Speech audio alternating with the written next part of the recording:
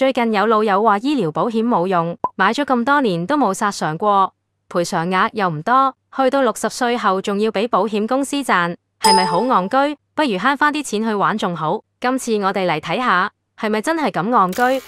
最近聽到一個真實例子，一位長輩平日身壯力健，行動自如，如常去街市買餸，準備一家人的晚餐，點知坐低一刻，左眼突然一片模糊，一秒間視力只剩光影，長輩心慌意亂，急忙聯繫仔女，仔女即刻陪同去睇家庭醫生，醫生檢查後神色嚴肅，馬上轉送公立醫院。第二天，眼科醫生話眼內充血，要即刻做手術，喺眼內放入氣球，壓住血液同視網膜，仲要打自費藥 Elia， 一針7000元，幫血液慢慢吸收。長輩為保視力，堅持苦身1星期，辛苦但滿懷希望。點知3星期後復診，眼睛依然無起色。更糟嘅係，公立醫院連病因都未確診，長輩同家人心急如焚，無奈之下，長輩轉去私家眼科求診。私家醫生診斷為眼內玻璃體出血，要盡快抽走血液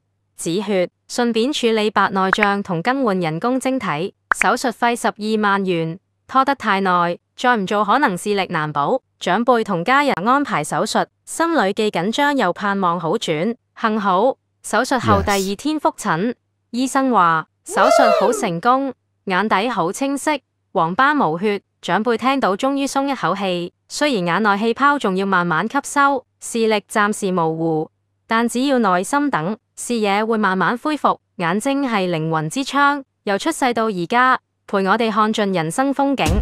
試想下，某日你突然乜都睇唔到，連最親的臉都變得模糊，嗰種無奈真係好難受。幸好依家現代醫學進步，比如眼底出血、常見嘅濕性老年黃斑病變，仲有青光眼、眼中風同埋糖尿病視網膜病變，視網膜裂或剝離都可以醫治，但眼疾嚟得無聲無息，例如眼底出血、高血壓或老年黃斑病變引起，隨時突襲，一次病發，政府就要等好耐，但轉用私家就要花12萬甚至更多，退休儲蓄好快就見底。如果有醫療保險，呢筆費用就由保險公司承擔，幫你同家人減輕負擔。人生有高有低，病痛唔單止影響自己，仲會連累家人為你擔心受怕。除咗金錢同時間成本，佢哋為你周心1個月已經夠難受。醫療保險好似一把保護傘，未必日日用，但關鍵時刻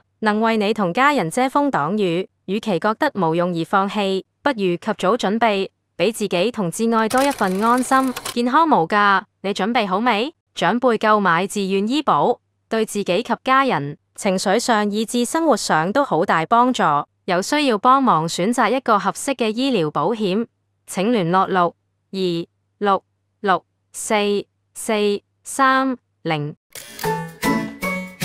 我覺得一份啱自己嘅醫保就好似朋友咁，可以一路陪住你，尤其係到我呢個年紀，會擔心人哋仲肯唔肯幫你續保。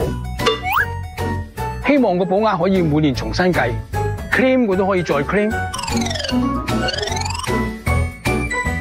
希望爺爺長命100歲。自願醫保計劃保證續保到100歲，不設終身保障限額。上 bhis.gov.hk 了解多啲啦。